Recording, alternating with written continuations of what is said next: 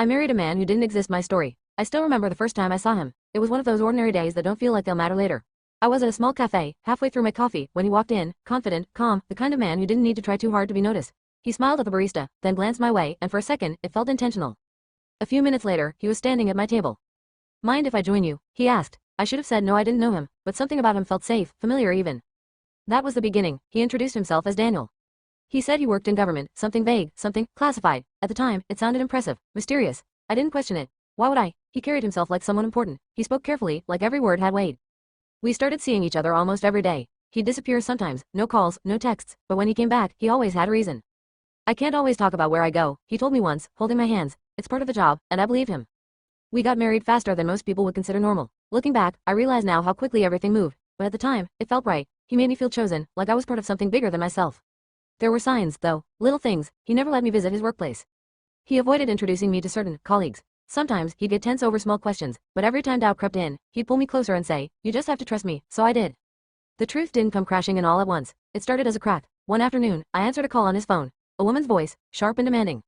"Tell him he can't keep lying," she said. My stomach dropped. When I confronted him, he didn't get angry, he didn't panic. He smiled. "She's confused," he said calmly, "part of a case I'm working on." And just like that, I let it go, but something had changed.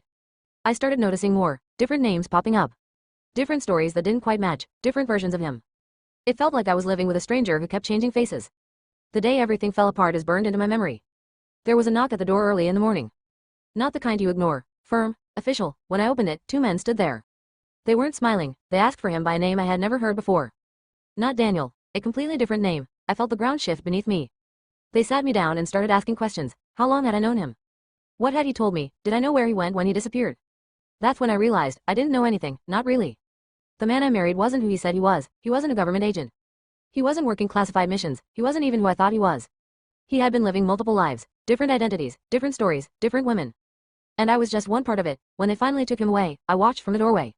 He didn't fight, he didn't explain, he just looked at me, and for a second, I searched his face for something real. Something honest. But all I saw was a man I had never truly known. People always ask me, how didn't you see it? The truth is, I did. I just didn't want to believe it. Because sometimes, the person you think you married is nothing more than a story they created. And by the time you realize it, you're already part of a lie.